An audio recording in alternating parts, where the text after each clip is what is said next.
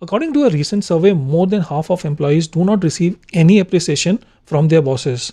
This is a source of concern because when people put in their best efforts but their work is not recognized, it becomes painful. If this occurs on a regular basis, it can lead to disengagement and even churn. We as humans have a basic desire, a need for recognition. When people put their heart and soul into their work, make sacrifices, and complete the task, but the people involved are unconcerned, it's extremely discouraging. What should you do if you believe you are one of the employees who is not being given due credit? First, determine whether you are being sidelined or if your supervisor does not value people in general. Average bosses don't value their employees. They believe that by appreciating them, they will spoil them. Many of them are also insecure. Second point is get others involved. How many times have you gone to your team or manager to formally discuss work? Make it a point to keep people informed and involved.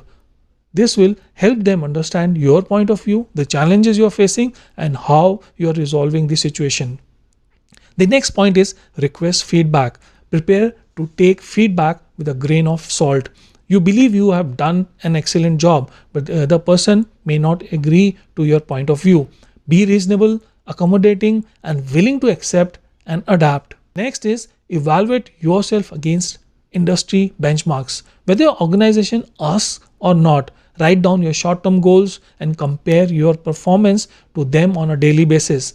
This will assist you in monitoring your performance, self-improvement, and most importantly, confidence in one's own worth. Assume you are in sales and do X sales per month, but your peers in the industry do 1.5x.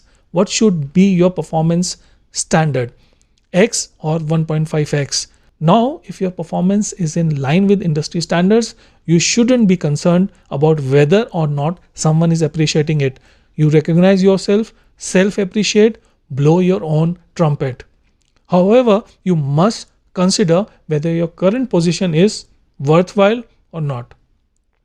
Last but not the least, be a change agent yourself. One of the organizations where I worked did not have a formal platform for appreciating Salesforce. I used to do a small R&R every month on my own to recognize top performing salespeople. One of my bosses used to host a monthly tea or chai party where he would discuss the department as well as individual performance. It's not about the money or the scale, but about the intent. If your organization's culture does not support you, you must act as a change agent and show them the way. My name is Saurabh Likha. Hope you have liked the video, the insights provided in it. If you have liked the video, do like, share, and comment. I look forward to your feedback. Thank you very much.